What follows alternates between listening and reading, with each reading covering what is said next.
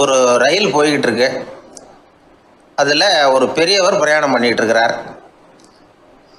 எதிரில் ஒரு பெரிய அதிகாரி, ஐஏஎஸ் ஆஃபீஸர் உட்காந்துருக்கிறார். ரெண்டு பேருக்கும் முன்ன பின்ன அறிமுகம் இல்லை. அவர் வேற யாரோ, இவர் வேற யாரோ. ஒரே ரயிலில் பிரயாணம் பண்ணிகிட்டு இருக்கிறாங்க. அதுவும் எதிர்த்த இருக்கையில் ஏதோ ஒரு நகரத்தில் வண்டி நின்றுது. ரெண்டு பேரும் கீழே இறங்கினாங்க. பெரியவர் ஒரு ட்ரங்க் பெட்டியோட கீழே இறங்கினார். அந்த அதிகாரி கையில் ஒரு சின்ன பெட்டி. அவர் அந்த சின்ன பெட்டியை கீழே வச்சுட்டு கூலி கூலின்னு கத்திக்கிட்டு இருந்தார். இந்த பெரியவர் பார்த்தார். ஐயா, இந்த பெட்டி மட்டும்தானா, இல்லை இன்னும் ஏதாவது இருக்குதா அப்படின்னு விசாரித்தார். இப்போ அதிகாரி சொன்னார், இல்லைங்க இது மட்டும்தான் அப்படின்னு சொன்னார். இதுக்கு என்னத்துக்காக கூலி ஆள், நானே எடுத்துக்கிட்டு வரேனே, வாங்க அப்படின்னு சொல்லி அந்த பெட்டியை இந்த பெரியவர் கையில் எடுத்துக்கிட்டார். எடுத்ததும் ரெண்டு பேரும் பேசிக்கிட்டே நடந்து வராங்க. இப்போ பெரியவர் சொன்னார், இப்போ உள்ள நாகரிகம் எப்படி இருக்குன்னா, சுமை கால் பணம், சுமக்கூலி முக்கால் பணம் அப்படிங்கிற மாதிரி இருக்குது. பணத்தை வீணாக்கிறதோட இது கௌரவம்னு வேற நினைக்கிறாங்க அப்படின்னார். அவர் சொல்கிறது சரிதான். 10 ரூபாய் மதிப்புள்ள ஒரு சுமையை 30 ரூபா கொடுத்து தூக்கிட்டு போவோம். நாமே அதை தூக்கினா நமக்கு கௌரவ குறைச்சல் அப்படின்னு நினைப்போம். இதுதான் நம்ம நிலைமை. ஆனால் அந்த பெரியவர் என்ன சொன்னார் தெரியுமா? நீங்கள் எங்கே போகணுமோ அது வரைக்கும் நானே இதை எடுத்துகிட்டு வரேன் அப்படின்னார். அந்த அதிகாரி பக்கத்தில் உள்ள ஒரு ஹோட்டல் வரைக்கும் போனார். பெரியவரும் அங்கே கொண்டுட்டு போய் பெட்டியை வச்சார். உடனே அந்த பெரிய அதிகாரி அவருக்கு பணம் கொடுக்கறதுக்காக பர்ஸை எடுத்தார். உடனே இவர், ஐயா எனக்கு கூலி எதுவும் வேணாம், உங்களுக்கு சேவை செய்கிறது என்னுடைய கடமை.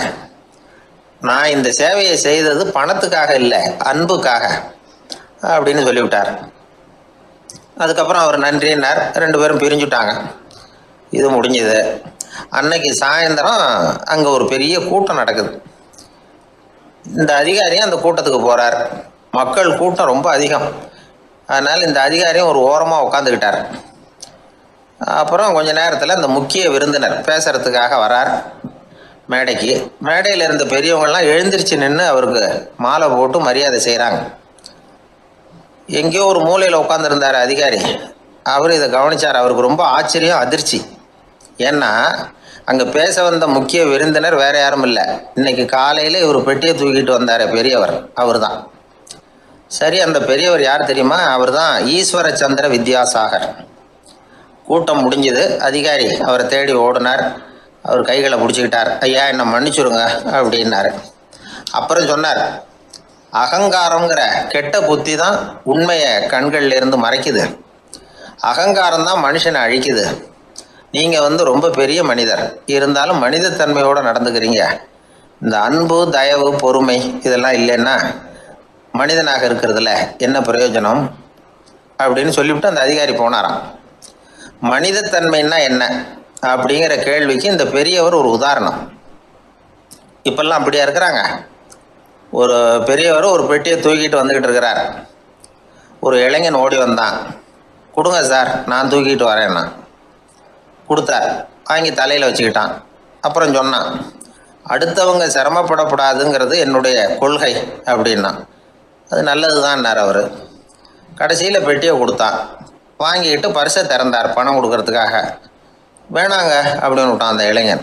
ஏன்னார், நான் சொன்னேன் அடுத்தவங்க சிரமப்படக்கூடாதுங்கிறது என்னுடைய கொள்கைன்னு. அதனால் உங்களுக்கு சிரமம் கொடுக்கக்கூடாதுங்கிறதுக்காக வரும்பொழுது நானே உங்கள் பர்ஸை எடுத்து வேணுங்கிற பணத்தை எடுத்துக்கிட்டு திருப்பி உங்கள் பாக்கெட்லேயே போட்டுவிட்டேன்.